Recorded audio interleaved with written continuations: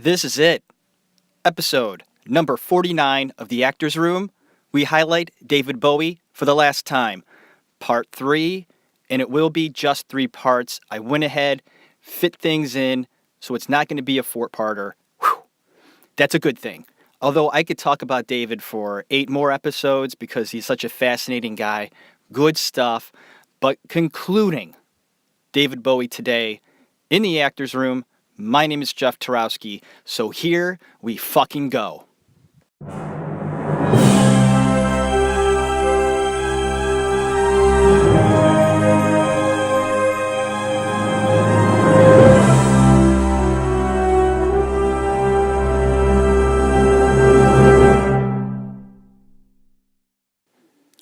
Wow, I sounded kind of angry there in the opening. Didn't mean to be.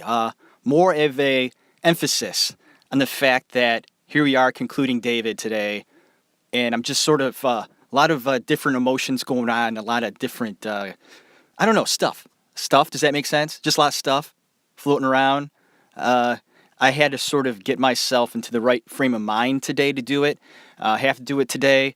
Actually completed all of my research, like on Wednesday, and today's Saturday. So it's kind of been sitting for a few days.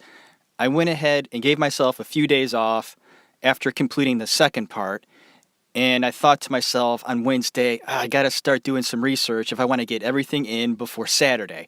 So I sat down on Wednesday and thought, if I get like 3 pages down, great, because my show is about 6 pages of notes. So if I got half of it done on Wednesday, I thought I would be doing pretty well. I ended up just doing it all on the same day, all 6 pages, realizing 6 is great. It's a whole episode, about an hour, and I was done. I'm like, okay, interesting. Got a couple days to sort of just maybe correct a few things, see how it's going, but basically I'm done with my research, and I'm just going to listen to some David Bowie songs for the rest of the week to get myself ready. I don't know. It's really weird. I'm sitting down, and I don't feel ready, and I should be. And I'm sure I am. I'm fucking ready. I just don't want to end talking about David and the last part of his life. I ended last episode talking about a very fascinating character that he created called the Thin White Duke. This guy was really fucking interesting. But before I go into the Thin White Duke, I once again want to mention his acting in The Man Who Fell to Earth. Now, this movie, like I said, was a critical success for David. Not so much the movie. The movie, it was okay. But his performance stood out. And the critics liked it. And other people in the business noticed that, you know what? David Bowie, he's a pretty damn good actor, too. Go figure. The guy creates characters, performing on stage the way he did. Like, I think maybe Kurt Cobain would have been a pretty good actor if he tried it, because he would kind of do the same things on stage, not like David did. But he would play characters from time to time, silly characters, outlandish sort of characters. It was part of Kurt Cobain in his personality to be just sort of silly. And I think he might have made a pretty good actor if he would have tried it. So David Bowie proved to the audiences and the critics that he had the ability to be a pretty decent, good actor. I recommend David Bowie's acting, and for good reason. He simply has a knack for being in front of the camera. This is a rare trait, and not everyone or every performer possesses this gift. It is clear that he's relaxed and pure.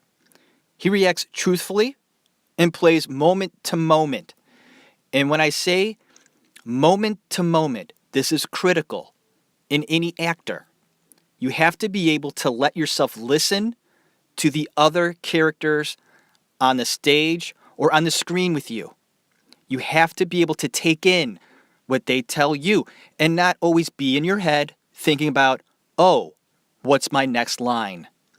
Once you start doing that, you're no longer an actor. David had the ability to do this. These are traits every true actor should have. Listening. Paying attention to everything around you. Taking things in, letting things affect you. Making sure you are treating the other people around you with respect. All of these things David would do.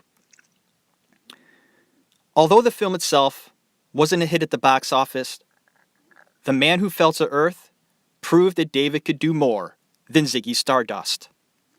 His next album, called Station to Station, brought us a different kind of sound and a brand new character. The next character presented by Bowie was indeed controversial and so goddamn fucking interesting. We meet the Thin White Duke. The Thin White Duke was a complete turnaround from Ziggy, and I really think that's what David wanted. He was so done with Ziggy, done, and needed something different, almost a 180. It was a different way of looking at life. David had many questions to answer in his life and his work, and felt that the Duke, this character he created, could help him find out certain things. And what I mean by that is that at this time in his life, and even previous to this, he was just like anybody else. Or, I don't want to say that, because I'm not sure if everybody has thoughts, deep thoughts about philosophy, the world, religion, space, just the meaning of life, period. Some people touch on it. Others dive really fucking deep. So deep that they will dive into things that are a little dangerous, scary, but a way to maybe open things up for them. Questions that might get answered. Searching everywhere, under every rock, to find an answer you might need or want to know. Your curiosity. David Bowie possessed this to the highest degree. And in his work and life, he found it necessary to search almost everywhere for answers, no matter where they were. And so, this came to the creation of this character, this Thin White Duke guy. He felt this creation could help guide him in the right way at this time in his life. There was something about this character he created that made him go to these places to further gain knowledge about life, love, art, inspiration, religion, God, devil, light and dark. I mean, if you take a look at this fucking guy that he created, he was cool. He did a great job. Once again, Ziggy way out there, an alien life form, rock star, really interesting. And then he brings it back and takes it across the way to this other world, this darker, mysterious, sort of playful but dark world. And in doing so, he comes up with this fucking guy, the Thin White Duke. I mean, he went lean, sleek, and dashing. This guy wore slacks, a button-up shirt, and a black vest. His hair was blonde, slicked back, face chiseled. A damn cool-looking cat. So intriguing. The single from Station to Station called Golden Years did well. Just listen to it about 20 minutes ago. Just because it's a great song. I hear a bit of Elvis in David's voice in that song. I do. And he was a big fan of Elvis. I love it. The album was successful. And for the first time in his career, David was finally, and it took so long, he was finally on solid financial ground. He moved his family into a house in Switzerland. Why Switzerland, you ask? Because it's beautiful, right? Switzerland. I think of Switzerland. I think of Alps. I think of yodeling. I think of cheese for some reason. I don't know why, but I think of cheese. Switzerland, Swiss maybe. Swiss cheese. I love cheese. I think I've said that before. I fucking love cheese. I think I love every cheese out there. There has not been a cheese that I don't like. Switzerland. I think of time, clocks, watches, right? I never think of anything negative. Switzerland is, they've always said, is like the neutral, like right down the middle. They don't take sides. Switzerland. When you're Switzerland, you're neutral. I think it would be a great choice, but the main reason why he chose Switzerland is because his earnings would not be taxed there. It's a smart man. Bowie's relationship with his partner and wife, Angie, was on rocky ground, and it had been for a bit. And David was on edge. Let's just say he was tilting towards the edge, in a way. Shortly after moving the family into the house in Switzerland, David moved out and went to Berlin. Now, he makes a decision to move the family to Switzerland, finds a house, nice house in Switzerland, gets them all settled. They're all settled in, right? Dave's like, I'm going to take a little break. Got you all settled in here. You relax. Why don't you go ahead and put up some wallpaper over here, paint that room, get things set up. The boxes, let's go ahead and put everything away. I'm going to take off. And Angie's like, well, where are you going? And Dave's like, I got to take care of a few things. And she's like, well, why don't you help me put stuff away? And he's like, nah, I got to go. Now, I did all that hard sniffing to make a point. He decided to move to Berlin right after moving to Switzerland because he realized just how horrible his drug habit was becoming. Cocaine was starting to take over his life. And he also took heroin, not as hardcore as coke, but he was also doing other drugs as well. He felt that at this time in his life, if he didn't do something about his drug habits, he was going to lose everything. Not only his family, but his life.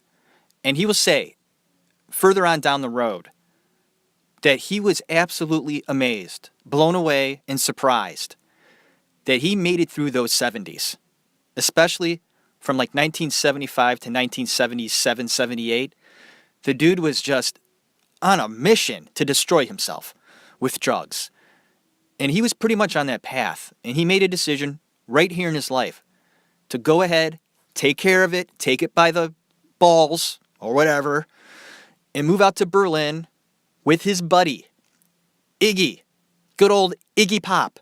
They were going to move to Berlin together, room up, and kick their drug habits. They lived above an auto parts store, so just in case they needed, windshield wiper fluid, a couple of spare tires, they were in good shape. Good shape. So you got to imagine this, okay? They're living in this little shitty apartment above an auto parts store. And he's with Iggy Pop, and they would try to stay off drugs together. Sort of support one another in this journey of druglessness. While in this state, David, he managed to produce Iggy's next album, and that was called The Idiot. Disco was going on strong all around the world. And David continued his battle of staying clean. He was committed to this and placed all his energies into his craft. He wanted to create a new sound that put a name on his current position in life. And the name of the album he presented was called Low. This album had to be made. It was a way of David to cope with his demons in the pure hell he must have been going through, weeding himself off of these drugs. He was a chronic cocaine user, and I know he dabbled with heroin. You can only imagine what his body and mind were experiencing at this time. This album may not have been popular, but it was essential in the steps he was taking to right his ship. And I want to take a step back. I've never been addicted to drugs, never had to weed myself off of anything. I smoke cigarettes and I do drink. But I don't think I've tried quitting smoking before and I have for a period of time. It sucks. But it's nothing like, just not taking drugs for an extended period of time after taking drugs for so long, your body needs the drug. And when it doesn't get the drug, it goes through withdrawal. In that withdrawal, the symptoms are quite harsh. I think that the body itself is going through these changes and is weeding itself away, and it creates pain, misery. You want the drug so bad. You're getting sick. It is making you feel like you have the flu for I don't know how long. I guess it depends on what you're addicted to. But if you're addicted to heroin, I hear that's excruciating. Look it up. People that go through heroin withdrawal, God bless them. I hear it's just agonizing and horrible. Horrible. I've seen movies on it and I've read up about it just because it seems so interesting. And opiates and heroin are becoming a big problem today in the world. There are many people out there addicted to opiates. It's scary. And David went through these symptoms of just getting off of drugs. And in the process, created this album, Low. Although it wasn't popular, this was something that David had to do. I've listened to these songs. They are fucking dark, people. And if you're a Bowie fan, you know what I'm talking about. It almost like you can hear the demons in there. This guy went through a lot in his life, experienced a lot. And it just seems to me that someone like David Bowie, my God, if you were to pick a panel of people, to like talk to people about life and creative shit and just about religion and philosophy. Oh my God. I would love to spend about 3 weeks with David and maybe 3 or 4 other people just talking about stuff.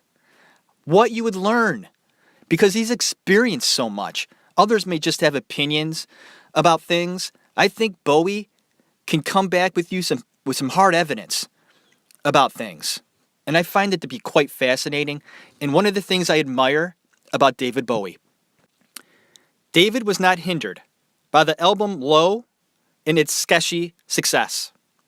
His next 2 albums continued on with this new style of pop, rock, and electronic soul. The 2 albums were called Lodger and Heroes. The Hero single would end up being a hit. All right, before I move any further, let's go ahead and talk about the Thin White Duke for a few more moments. All right, there are some important topics to discuss about this guy. David searched deep during this time. Very deep. He was smack down in the middle of his destructive drug use, and it produced destructive venues he pursued. He studied all sorts of different cultures and philosophies. He delved into anything that would help him get answers to those ultimate questions we all seek, or people like David. Who am I? And what am I doing in the world? David would venture into the light and the dark. This is no secret that he read up on black magic and Aleister Crowley. This was sort of a trending thing at that time, by the way. Going and learning about Crowley and all that black magic stuff was kind of trendy at this time. I don't know about now, but then it definitely was. And David just happened to be one of those curious artists that truly looked at all sides and wanted to see what he could get out of it. All is life. And David would go on to say years later that this small part of his life influenced him, yes. But he was aimless and spiritually lost. A dark time in his life. He learned much from this experience, although dark and scary, and even referenced it, this dark side, again, near the end of his life. David would actually say that during this turbulent time in the mid to late 70s was an absolute blur. He would also go on to say, further, stating he doesn't even remember recording the album Station to Station. Wow. Listen to this small clip of David talk about this time in his life. I think when you're interviewed as much as you've been and quoted as much as you've been, it's perhaps a little unfair to bring back past quotes, particularly from that period. But I was... Are we ever going to get to the present? I was staggered when I read a quote from a Rolling Stones interview that you gave at the time saying, "I believe very strongly in fascism. We need a dictatorial right-wing tyranny." What was that about? I think that was probably a bit coke-driven. Yeah. It was also part of... I fell into the trap of the black magic, Kabbalism, and the whole idea of the...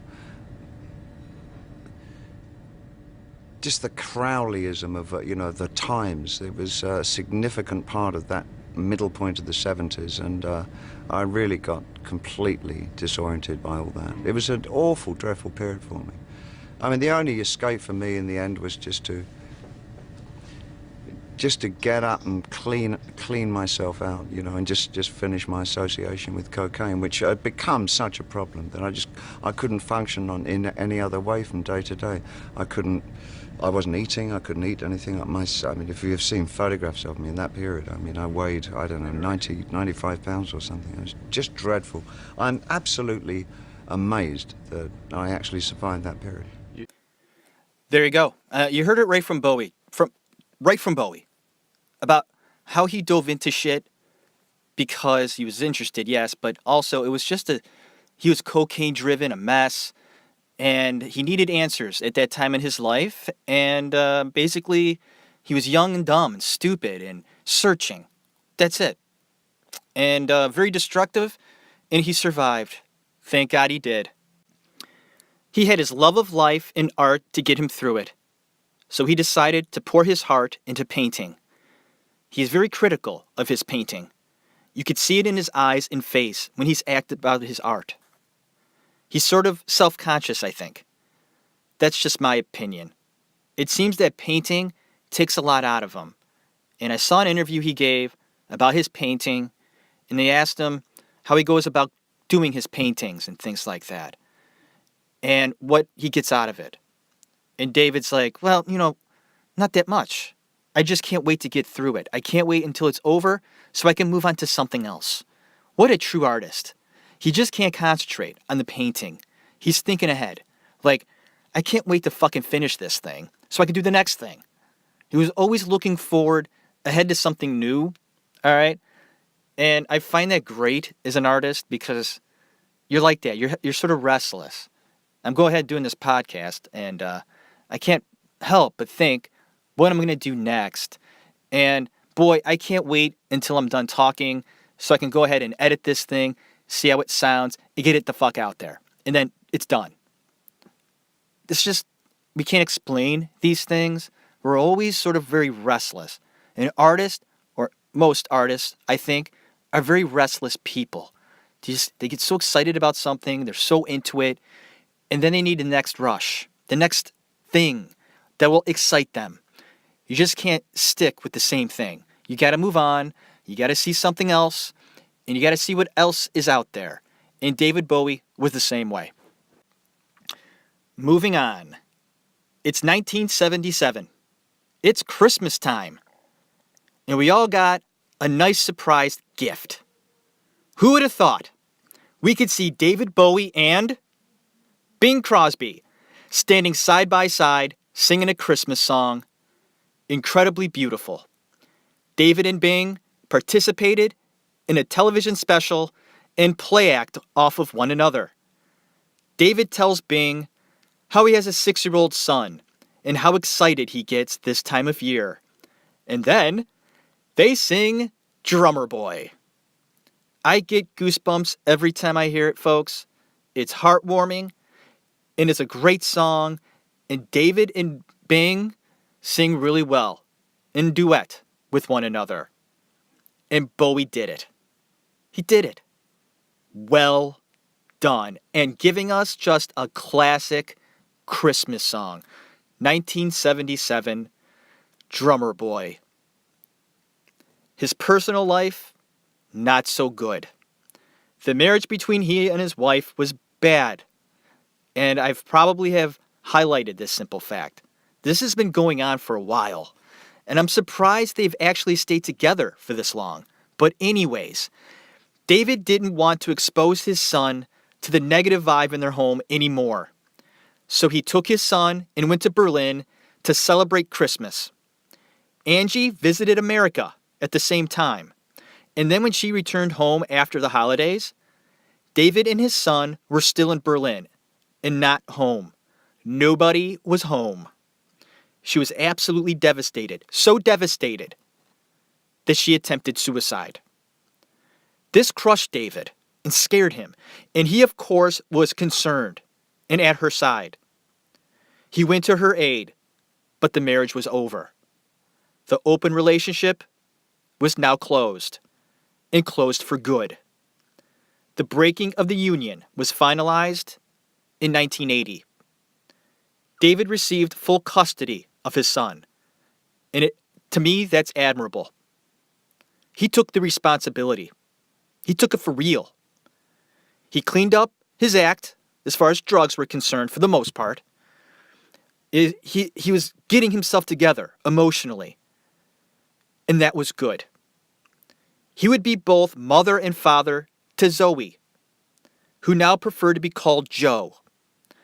Friends say that this decision, it meant a lot to David. Taking on that responsibility, being a dad. He loved being a dad. And you know what? That means a lot to me. And I have said this in previous episodes. Being a parent is so hard. Those of you out there who are parents, you know what I'm talking about. Holy fuck me. They tell you, like our parents, oh, when you have children, you'll find out. And you go, whatever. Oh, I found out. It's hard. It's rewarding as shit. Don't get me. Being a parent, the rewards you get from your child and the love that you get back and that you give them, it's undeniable, uncomparable. The bond that you create in your family, if you do it the right way, it's unbreakable, people. Unbreakable. But in the process, you go through some shit. Every family does. Every single fucking family goes through their fucking shit. And how plastic these sites are, these social sites, most of them, in the deepest of ways, or the shallowest of ways, I stand corrected. When I think of Facebook and Instagram and all that stuff, it's so fake, people, and you see all these pictures. Everybody's so happy. And they might be for that short period of time. But we don't really know what's going on behind closed doors unless you're part of that family. And even then, you may not know. We all go through it. This is my point. Being a parent is hard work. Very hard work. The hardest job you'll ever have. You are constructing and bringing up humans that you hope to bring up in the right way. And they, in the process, will become good people. And when I see actors, actresses, performers, entertainers, whatever the case is, and they seem to me to be good parents, that goes a long way with me. Because they're busy people. They got stuff going on.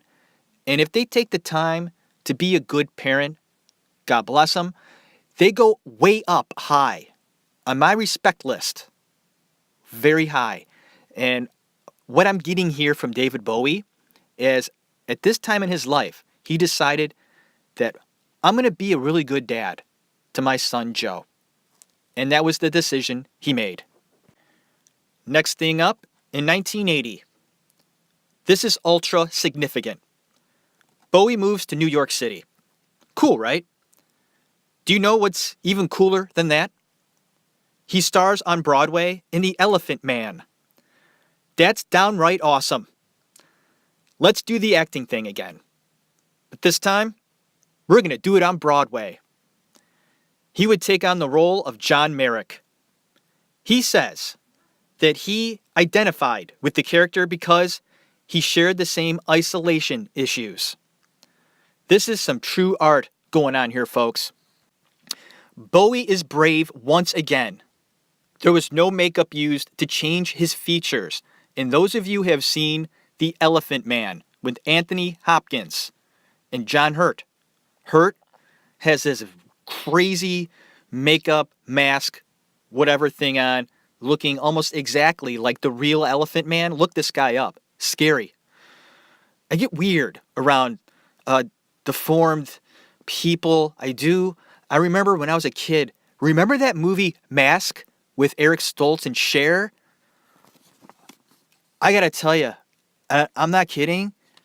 I was absolutely just petrified of that movie. And that poor kid's face was just a mess.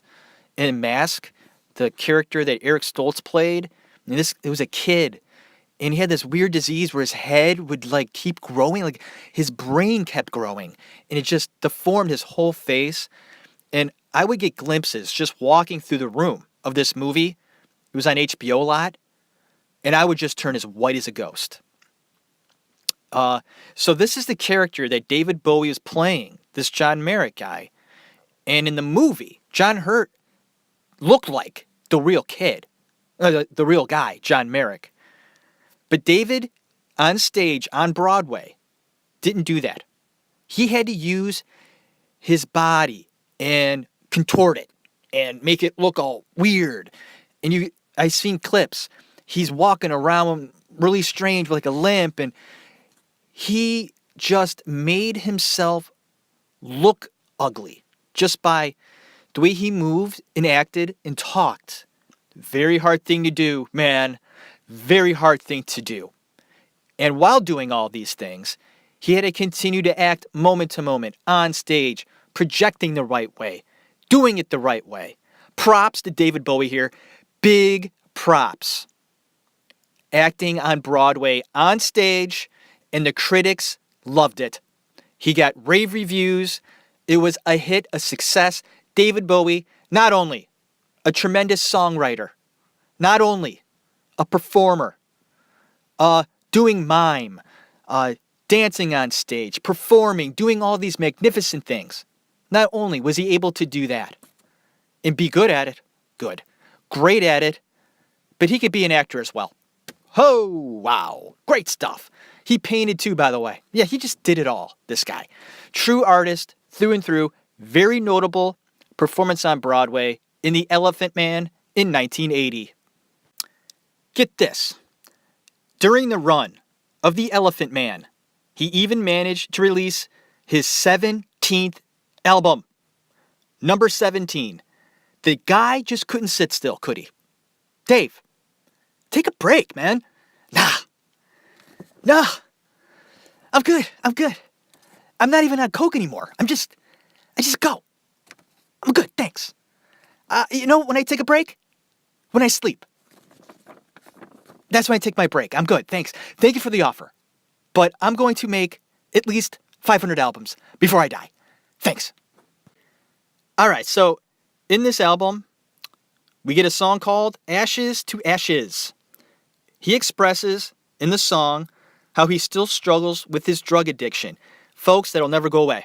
He will continue on his entire life, even though he may never, ever do another drug or even a sip of alcohol. He was an alcoholic as well. All right, okay, it never goes away. Every day, you probably crave it. So in this song, he explains his struggles with drug addiction.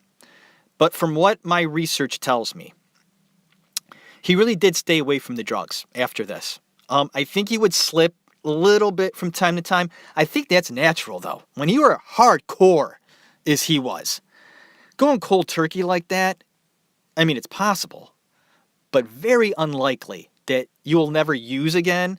I think that in the early stages, he did slip from time to time, but always regained balance. And he realized that he could lose everything if he continued to do it. He was on a mission to stay clean for good. Major Tom even makes an appearance in the song. So Tom, always kind of around. And we now know that Major Tom refers to Bowie himself, and that he states Tom is a junkie. It's a personal song, period. But This song produced a music video. It was detailed, original, and people in the industry took notice. This is also significant. David loved that he was able to express his art in front of the camera, and this would play later on when MTV became a factor. Then tragedy. December 8th, 1980. John Lennon is shot and killed. David loved him. He was like part of the family. And just like that, he's gone. When the run of the Elephant Man was over, 3 weeks later, he moved back to Switzerland to mourn the loss of his friend. In 1982, he would act once again, this time a film called The Hunger. It's a sexy film. Hey-yo! David's hot, right? Hot and heavy with his co-stars. Look out. Dave's getting sexy. Now, he plays a vampire. In the movie itself, iffy at best. Iffy at best. Really. Wasn't a fan of this one. I was just so 80-ish. I love 80 movies, but this, sometimes in the 80s, they went too 80. You know what I mean?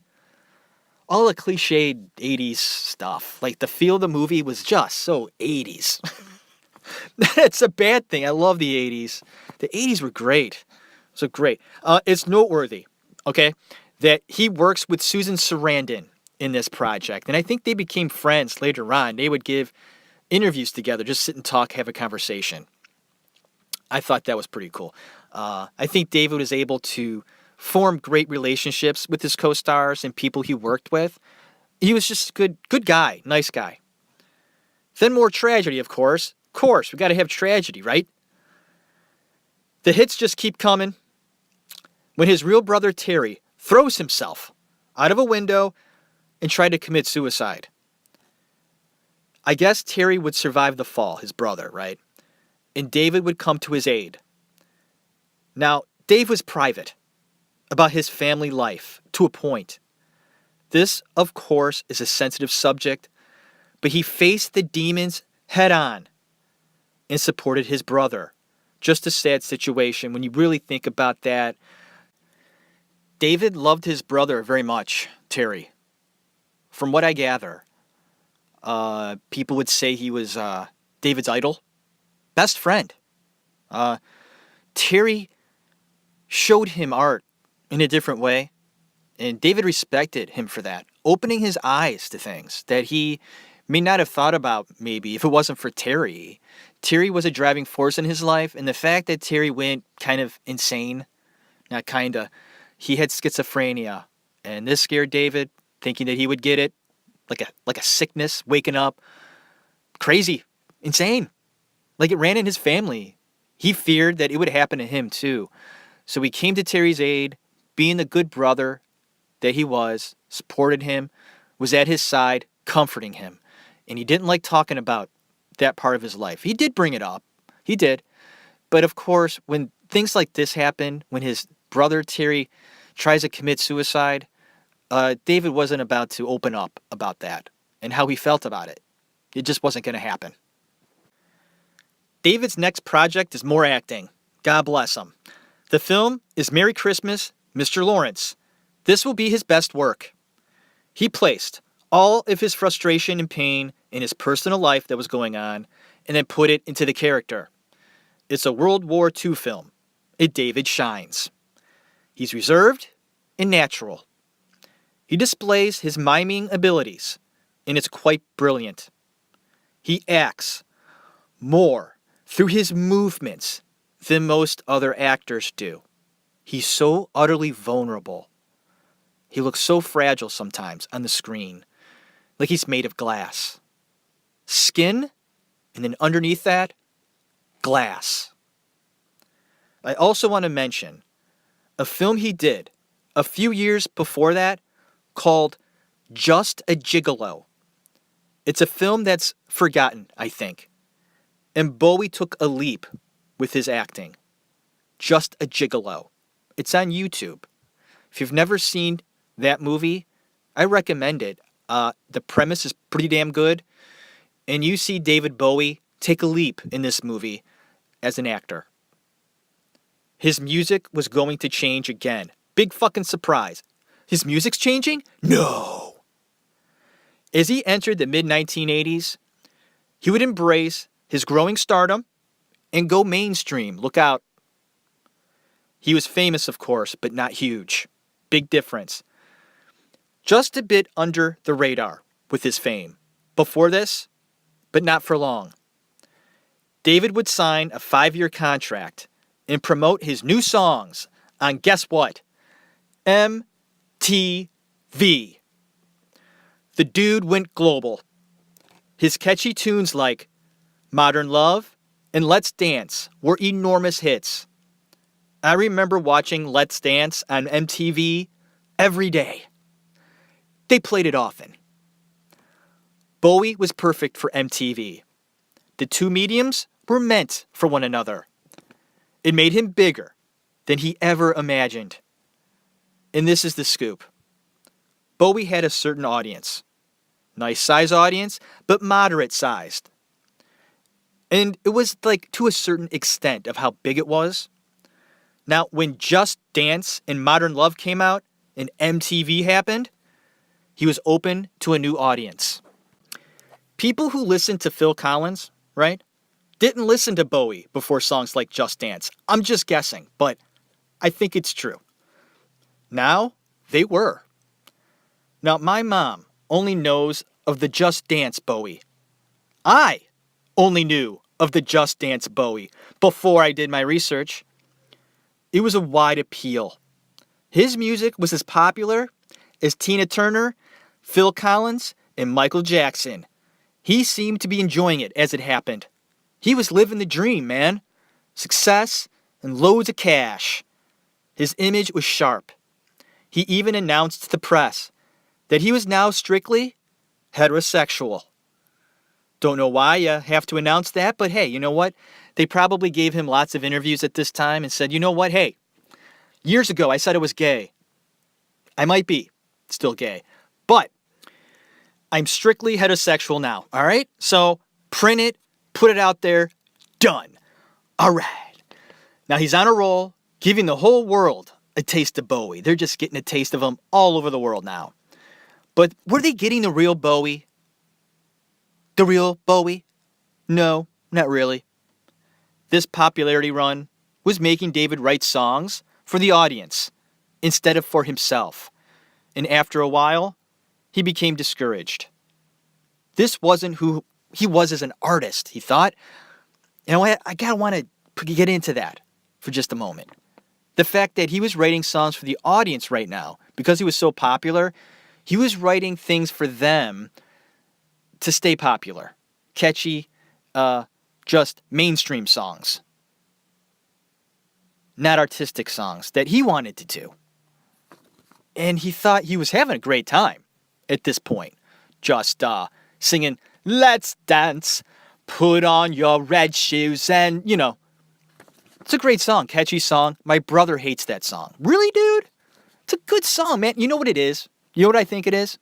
They played it so much back then, as a little kid, when he was a little kid, that he probably just hates it now.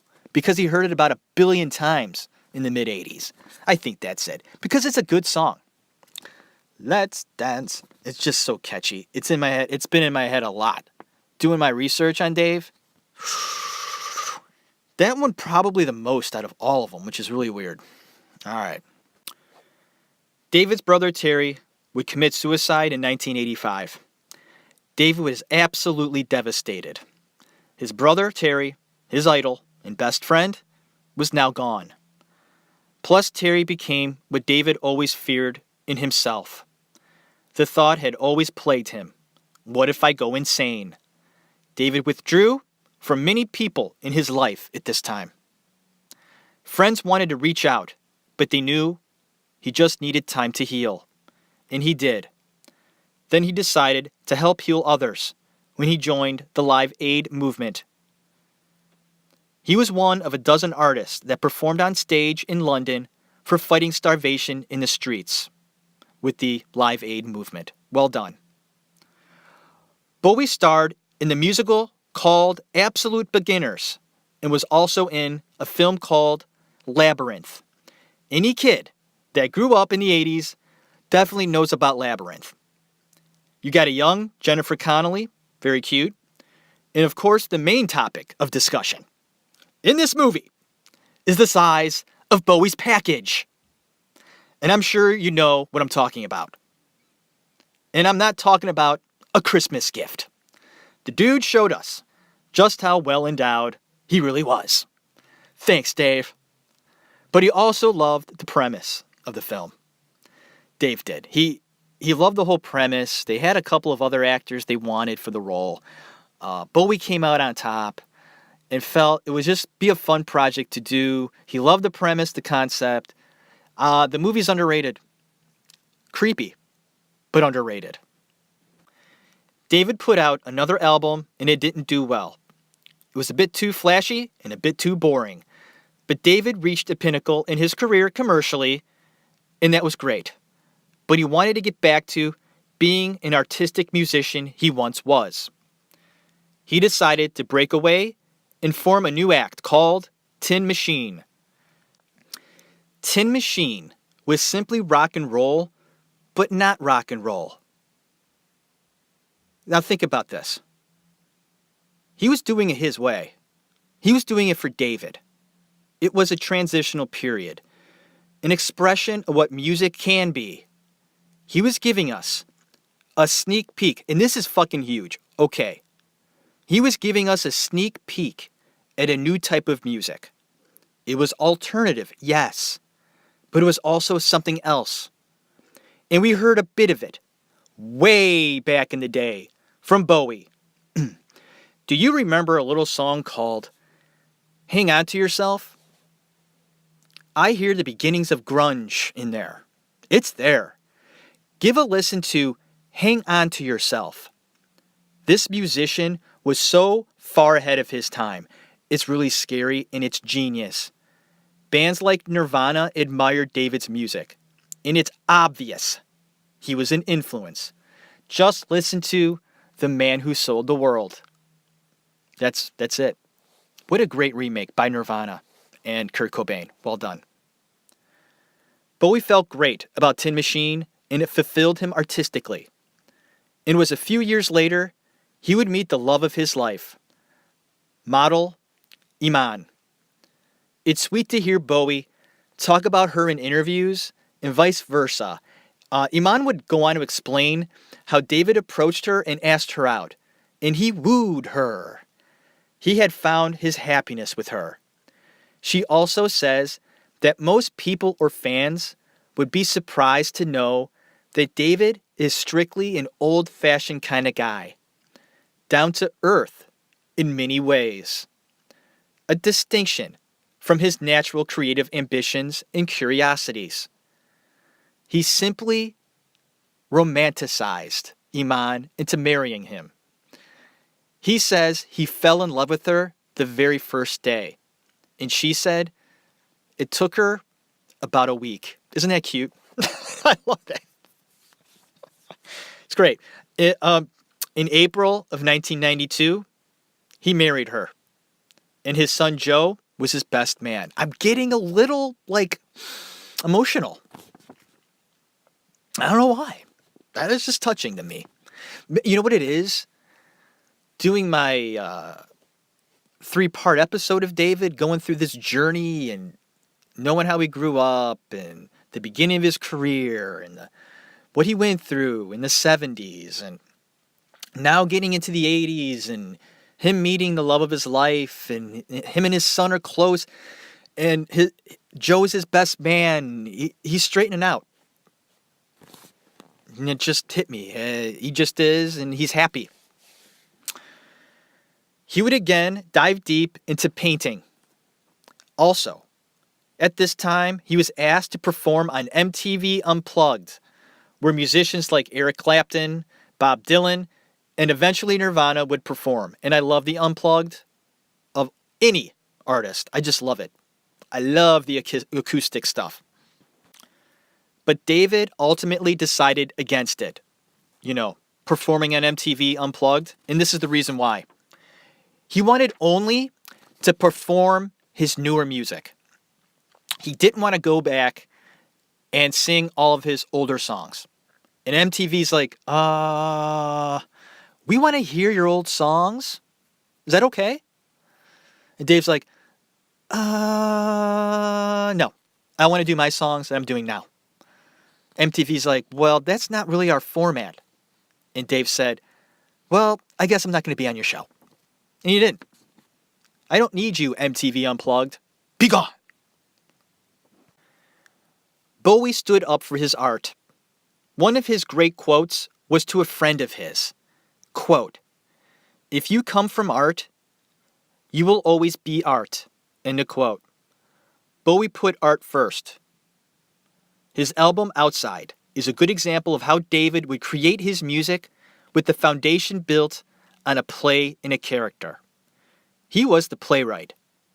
He wrote the story and built the stage on which he would perform as well, always creating and telling a story.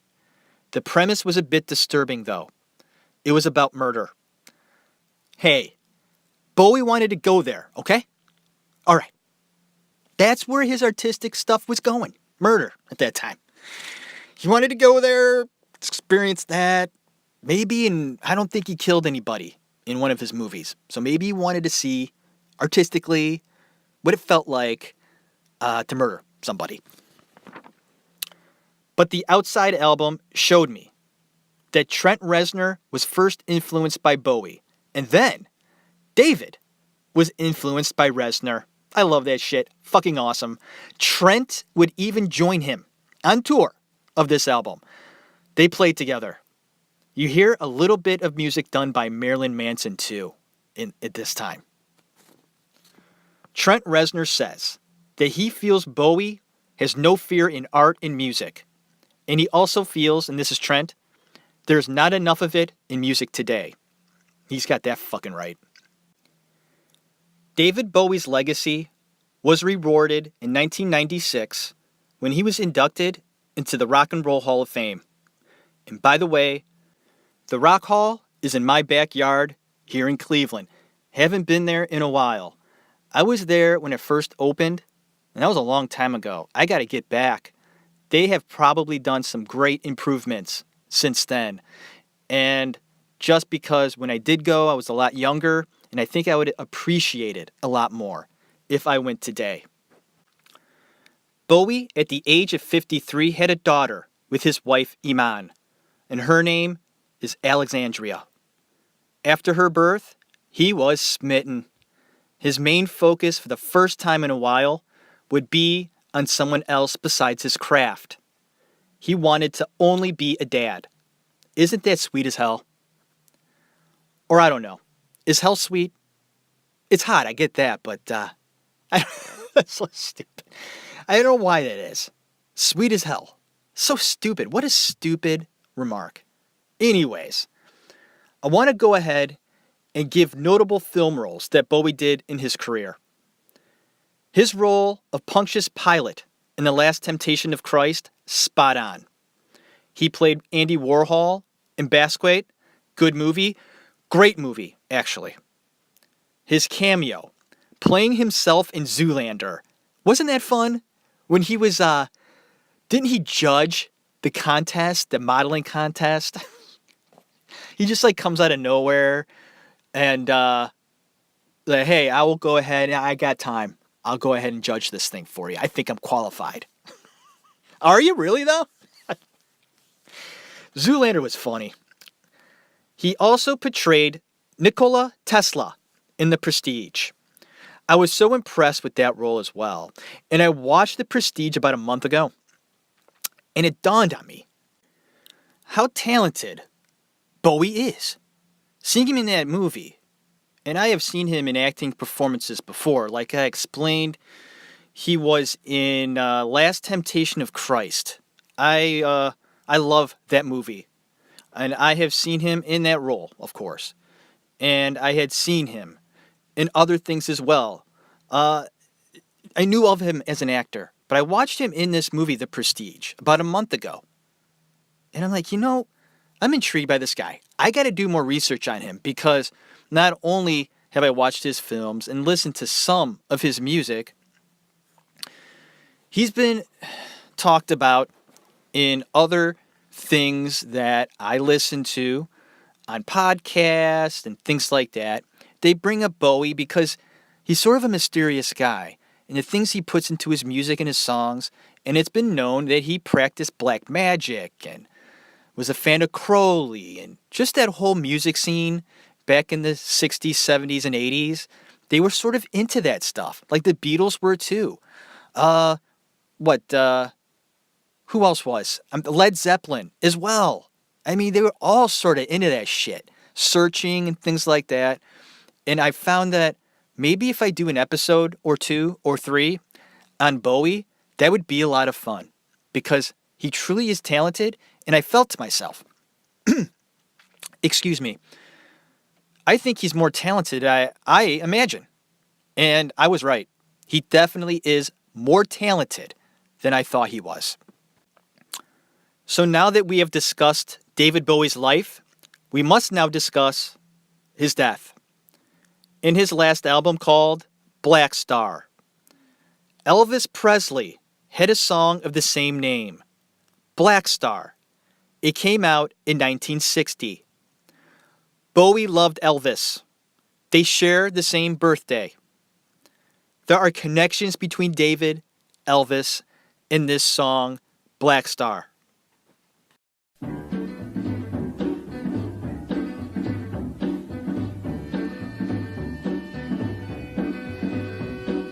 Every man has a black star over his shoulder. And when a man sees his black star, he knows his time has come. Black star, don't shine on me, black star. Black star, keep behind me, black star. There's a lot of living I gotta do. Give me time to make a few dreams come true. Black star. When I ride, I feel that black star over my shoulder. So I ride in front of that black star, never looking around. Never looking around. Black star, don't shine on me, black star. Black star, keep behind me, black star. There's a lot of living I gotta do. Give me time to make a few dreams come true. Black star. One fine day I'll see that black star over my shoulder. And when I see that old black star, I'll know my time has come. Black star, don't shine on me, black star. Black star, keep behind me, black star. There's a lot of living I gotta do. Give me time to make a few dreams come true. Black star.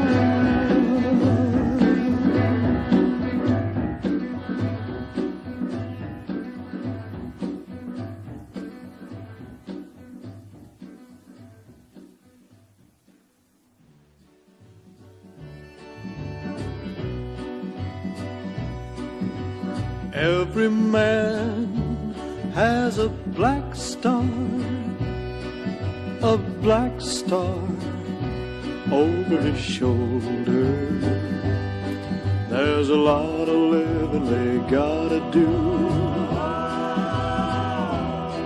Give them time to make a few dreams come true. Black star.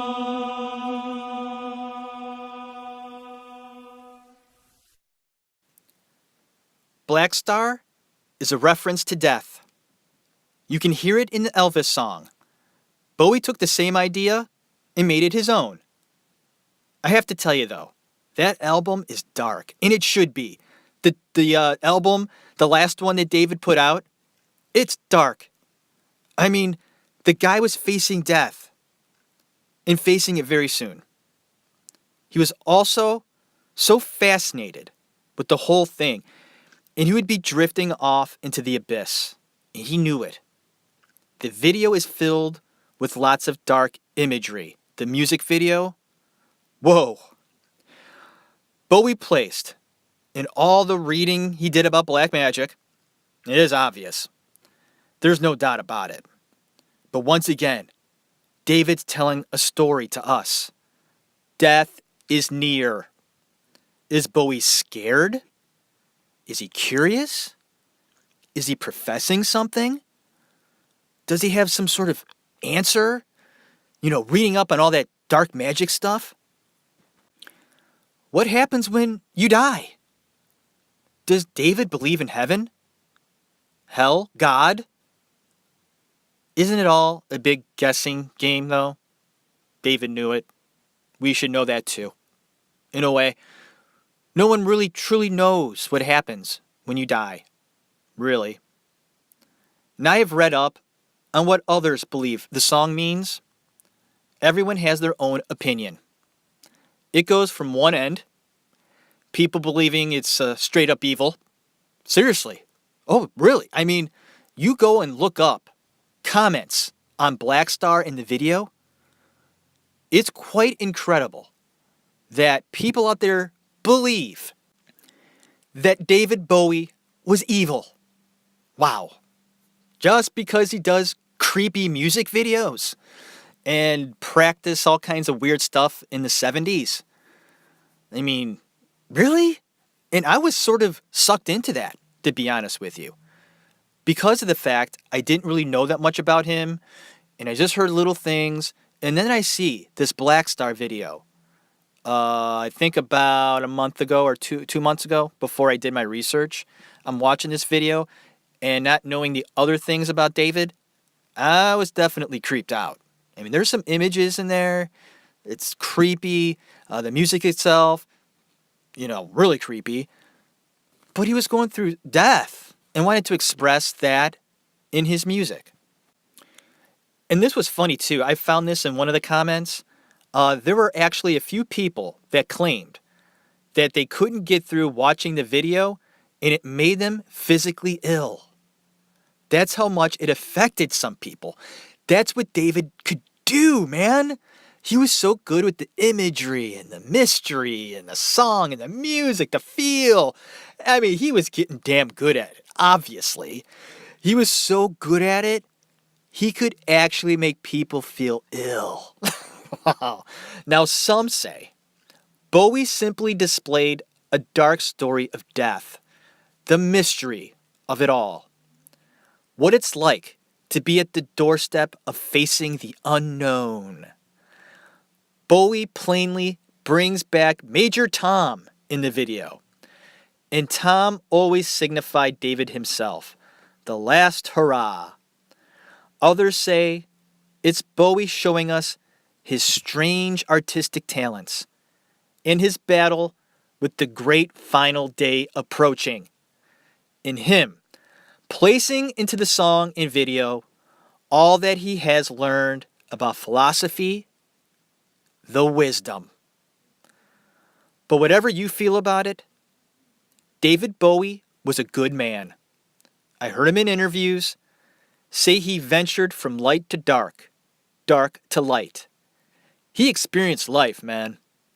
He was a fan of life, and he toyed with all sorts of beliefs to gain knowledge. He was a searcher, a collector of all things artful. He was full of spirit, a dreamer of dreams within dreams. He never looked back, only forward.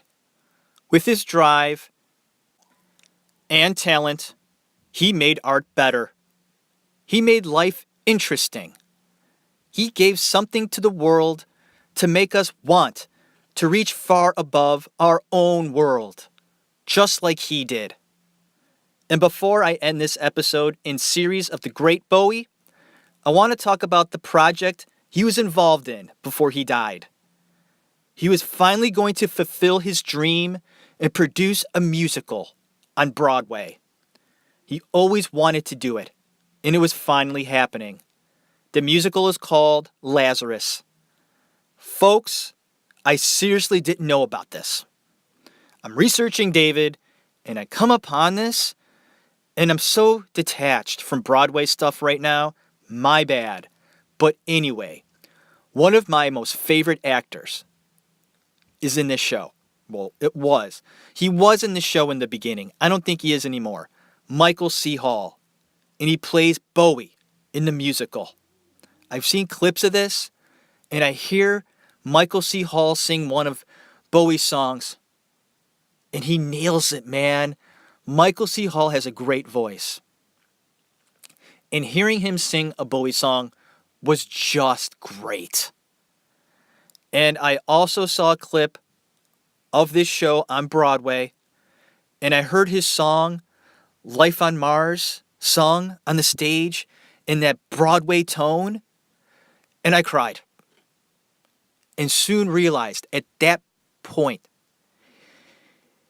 he took all of his talents, art and music and acting, performing, all of it, mime, costume, and all that he was going through at that time when he wrote Life on Mars and Space Oddity even. All those great songs. Had them put into a musical. And hearing his songs on the Broadway stage last week made me realize he may very well be one of the most talented people in the last century. David Bowie, episode number 3, done. Thank you so much, everybody, for listening to me banter back and forth with myself. I'm not bantering with anybody else, talking about Bowie. It was great. What an honor. And the first one since Marlon Brando, who I consider to be the greatest actor ever, into 3 parts. That's how important I think Bowie is to me. And should be to everyone else. Right? That's right. My name's Jeff Tarowski. I hope that all of you out there go onto iTunes. I am now demanding this. Those of you who are listening to this show have to go onto iTunes. Put a 5-star review. Leave a comment. It helps the show. I've said it before. I'm saying it again. And you're going to hear me say it until you fucking do it. There's people listening. I'm scolding you now. How dare you? You're grounded, damn it. Go to your room for at least 2 hours. I want you to pick up a book, put down your device, and read for 2 hours straight. It's a punishment. My father would do that to me when I was a kid. I had to go in my room and read for 2 hours. That was a punishment. That's a good thing now, right? We got to be away from our devices, away from our toys, right? The point is, go on iTunes, leave the reviews and comments, go on my website, theactorsroom.libsyn.com, donate to the show. $1 would be greatly appreciated. Next week, we will talk about someone new. We're going to move on from Bowie. I'm going to go ahead, brush it off, and start anew. And I think I'm going to collaborate with my brother next week on an actor. This guy is quite the character. He's somebody that you probably, I would say most of you out there, don't like. So it'll be quite the conversation about this guy. I really don't know the full extent of how my brother feels about him. I have my opinions, good and bad. I don't know if the good's going to outweigh the bad, vice versa. We're going to find out. There's a lot of things I know about this guy, but there might be a lot of things I don't know. It kind of scares me. So next week, someone new. Thank you so much for listening to this Odyssey of David Bowie. May you have a great day, a great evening. Go out there tonight. Enjoy putting in a film, one that makes you happy or one that makes you sad. God bless you. Have a good one.